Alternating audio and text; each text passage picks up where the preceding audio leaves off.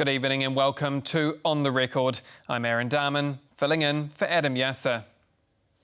In just over a month, America goes to the polls in what is shaping up to be one of the most consequential US elections in recent history. On one hand, there are hopes Kamala Harris would deliver stability at a time of global and domestic uncertainty. On the other, Donald Trump is being vaunted as the former president who plans to tear up the rulebook once again. For Europe and Poland, foreign policy is at the heart of this debate. So how will November's election change the game for the region? On the record, Europe maintains it will keep a strong relationship with the US, regardless of what happens. But off the record, it's clear serious concerns remain over the future of transatlantic unity. Now, the election campaign has been in full flight this week, and again, Poland was a hot topic. Let's take a listen. History has shown us if we allow aggressors like Putin to take land with impunity, they keep going.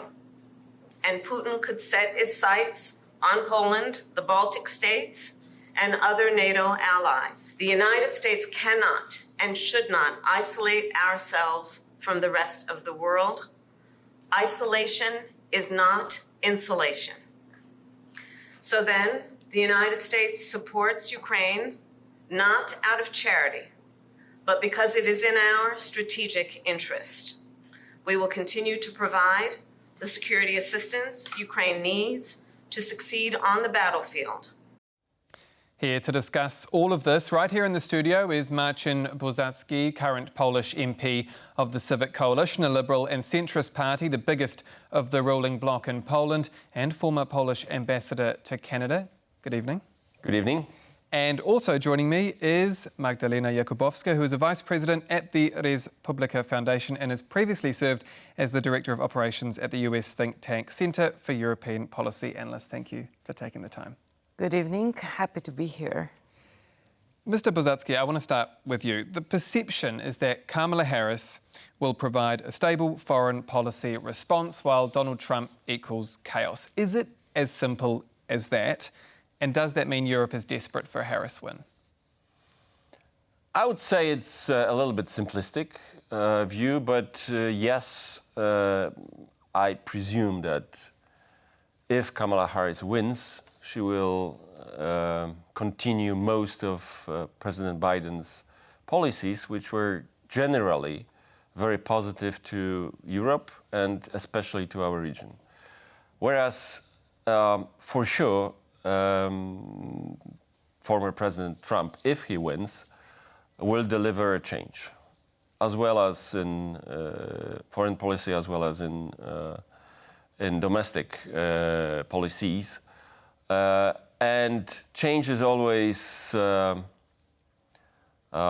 danger if the previous policy is quite all right, which I think the Biden's policy is quite all right. So is a potential Trump change a danger? It might be, because what we heard, especially in his running mate's, Mr. Vance's speech and proposal for so-called peace in Ukraine, is basically a surrender to two main Putin's demands, which is Putin, Russia, keep all the lands I conquered, and secondly, and maybe even more importantly for us, Ukraine will never join Western structures, European Union and NATO. That's basically delivering Putin his goals. Magdalena, just on the last day, as we heard in that intro, Kamala Harris has again warned that Vladimir Putin could, quote, set his sights on Poland and the Baltic states if he is allowed to win in Ukraine. Is she right? Is that what you make of what's happening in the region too? I very much agree with Ms. Harris regarding that idea that if Putin is not stopped, he will go even further and take advantage of weaker parts of the West. So that's very much possible, and the threat would definitely grow if the peace talks or if there's any progress in the war, in the battlefield in Ukraine. Do you agree with Mr. Bosacki's comments that there might be a danger with a Trump presidency when it comes to the war in Ukraine, but also for the region? Of course, we at Visegrad Insight that I represent here is we see that there is a difference in the attitude between the candidates. Of course, Mr. Trump, I'm not saying that he's bringing chaos, but the policies, as Mr. Bosacki also confirmed, will be different. There will be a change. And the policy now, ongoing Democrats' policies towards the region, is quite favorable. And we benefit a lot on this transatlantic bond that we so far have. If this is Poland or if these are other countries in the region, both the Baltic states or Romania, we all are in the same basket of being in a strong bond with the US partners. I want to ask you about the number of Poles in the US too, because there are a lot of them, 8.8 million Polish Americans, about 3 million in the Midwest, 800,000 in Pennsylvania. What do you think will be top of mind for them when voting, given their links to Poland and the region? The links to Poland, they don't change much of their attitude. In many researches that have been done, the way they vote is very similar to the typical Americans voting, right? They share the same problems, they share the same successes in politics, have the same similar idea. However, it's easy to foresee how they vote.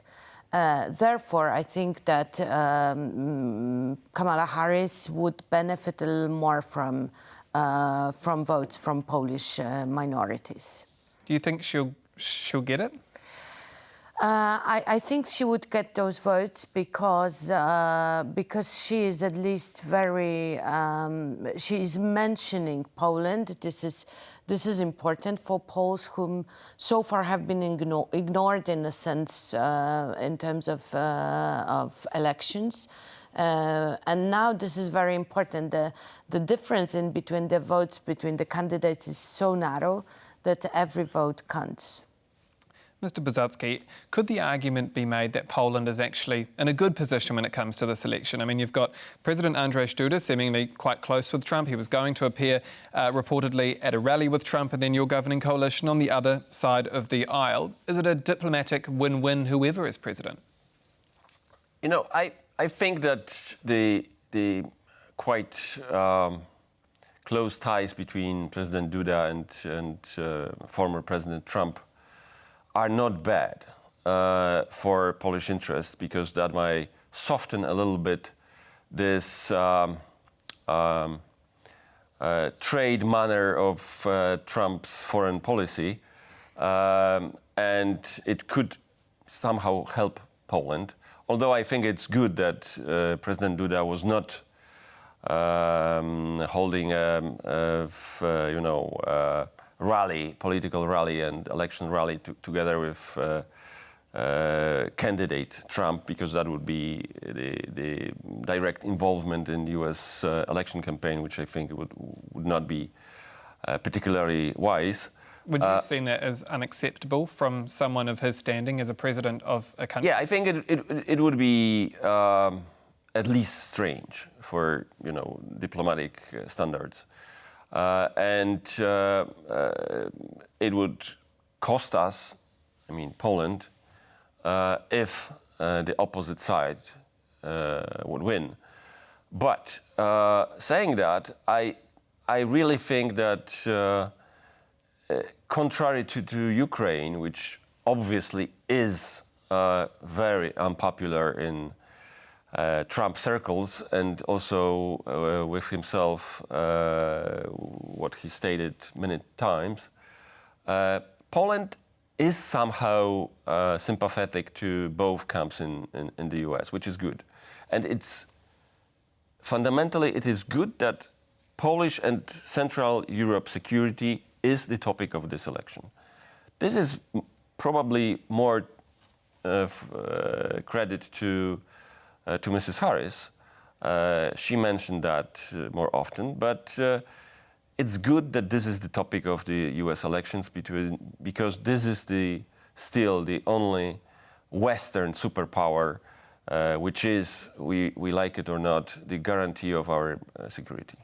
Given your background as an ambassador, I'm interested to look into sort of the concept of foreign policy. I mean, consistent and predictable foreign policy is often seen as this benchmark for strong bilateral ties. Keep it boring because then everyone knows what you're up to. But do you see an environment where the foreign policy of major superpowers like the US, for example, under a Trump presidency, becomes inconsistent and unpredictable? And what does that do to the world? Yeah.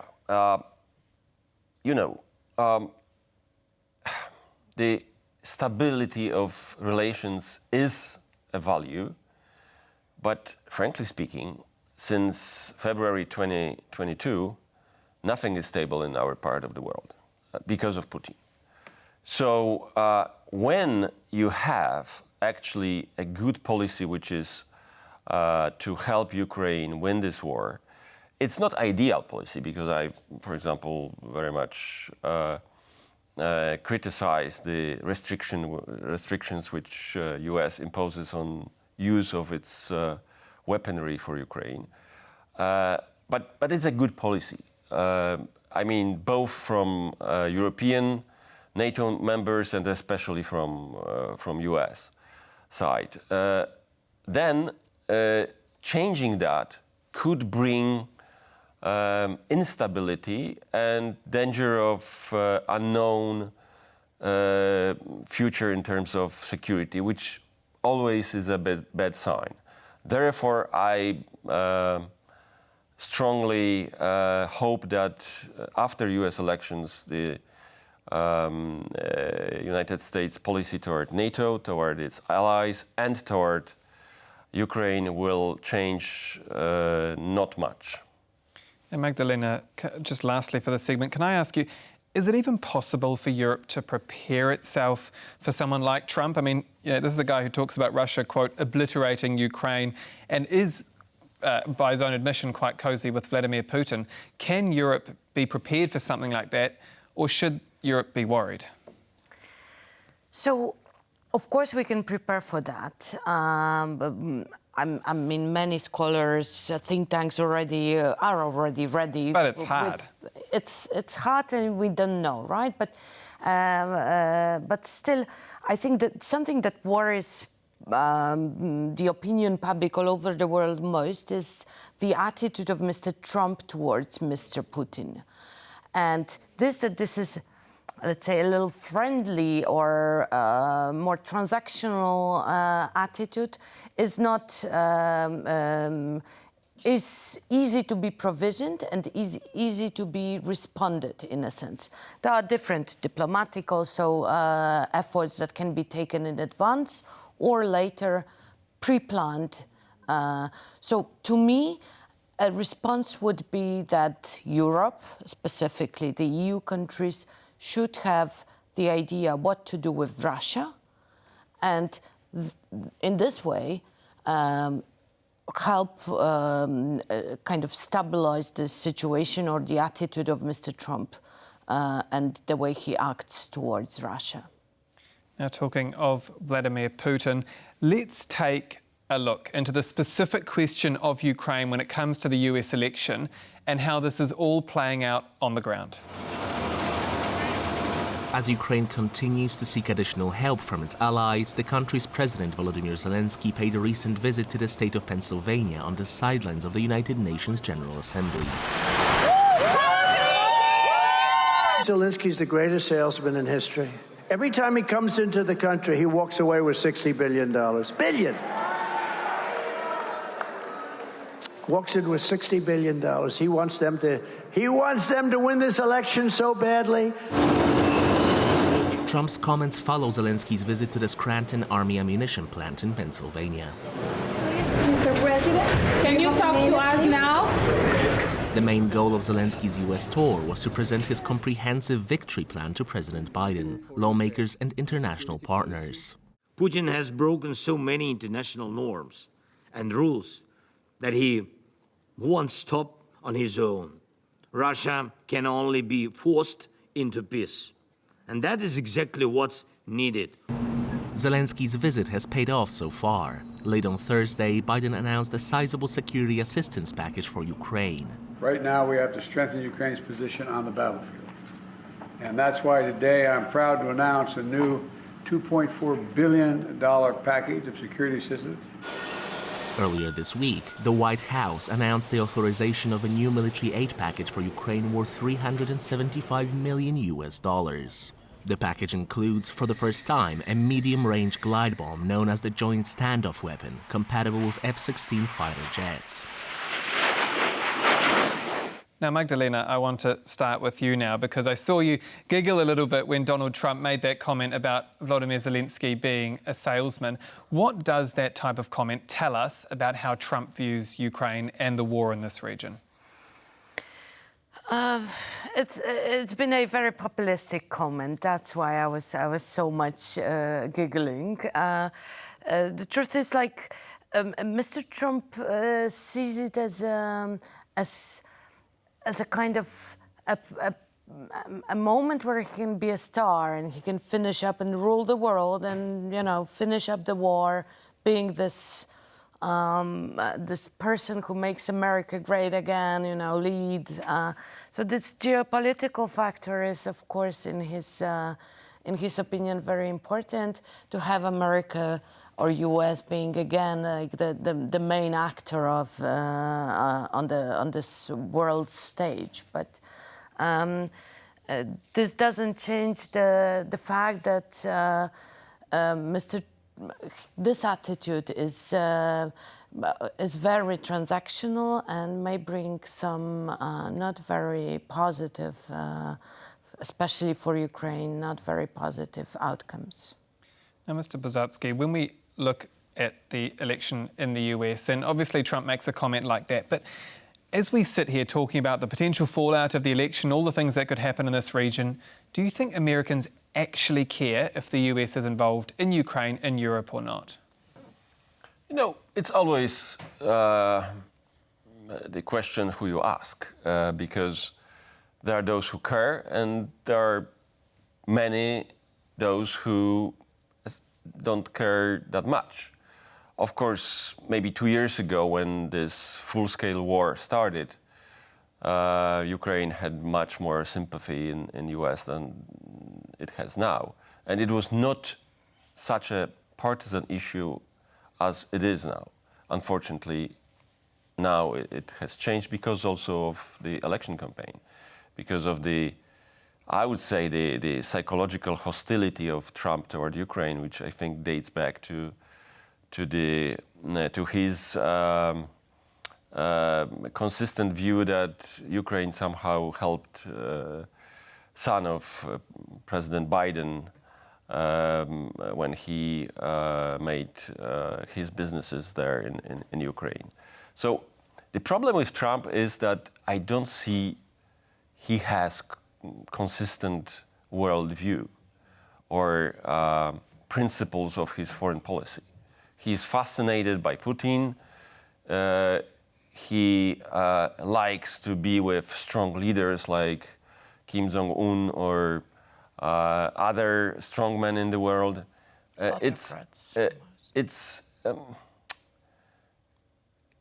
On the Democratic ticket, you don't have to love what you get, but you know what you get.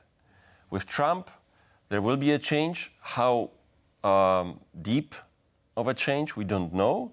But I must add one more thing. In the first Trump administration, foreign policy was run by, they were calling them elder statesmen. Those who were traditional establishment Republicans in foreign policy for decades, General Mattis, John Bolton, etc., etc. I think it is going to change if Trump wins, because all of them, at the end of their tenure with him, or after his term, denounced him and said that he is not responsible and serious policymaker. So I think it will be quite difficult to predict a bunch of people who will run US security and foreign policy, which again, as we mentioned before, brings a factor of instability to the table, which is not good. You mentioned that Trump likes to get cozy with strongmen, Kim Jong-un in North Korea, for example. And under her breath, Magdalena said the word autocrats. Do you believe that someone like Kim Jong-un, like Vladimir Putin, is an autocrat? You know, some say that Trump wants to please Putin with the outcome of the Ukraine war to take him back from alliance with China, which of course is geopolitically the main world rival for US. I don't believe this is the case. I believe that in Trump's worldview, this is just, I will bring peace at all costs and concentrate on foreign policy. If Trump has any foreign policy instincts, this is, I don't care about the world. He wanted, it is on the record from his former advisors, he wanted to withdraw or contemplated to withdraw US from NATO. For us, with our geostrategic geography, under the long shadow of Russia, it's dangerous. Yes or no, is Vladimir Putin an autocrat? Of course, of course. Magdalena, I want to ask you about this renewed talk about peace. So to try and get Russia and Ukraine at the same table, Russia doesn't seem to want to come to the table now. Where to next from here? Does the US play a role in mediating that peace? And does the US election then impact what that role looks like? Because Trump and Kamala Harris have such different views. Where do we go from here? It's a difficult question now. Who would be because we need the third party, right? Who would push Mr. Putin to sit down at this table, who would make sure that Mr. Zelensky has this feeling that he can really negotiate, in the sense that there is a pool of solutions that can be taken at the table. So we need this third party, and that would not probably be US. This is because US is engaged in the war. This is the NATO, of course, alliance that is involved. Admittedly, there are a few candidates. China wants to be one of those, which is also not the best idea. But also such a country as India has its reasons to play a role in this let's say play of geopolitical connections, right? So hopefully we will agree finally and find a global south partner that could gather this round table where we can sit down and talk. It is important and now very crucial to have Mr. Putin at that table, not to repeat I'm sorry to say, a failure from Switzerland in June. A long road to come. Magdalena Jakubowska and Marcin Bosacki, thank you again for your time. Thank you. Thank you, and good night. And that's On the Record for tonight. Thank you for watching us here on TVP World. I'm Aaron Dahmen. Goodbye for now.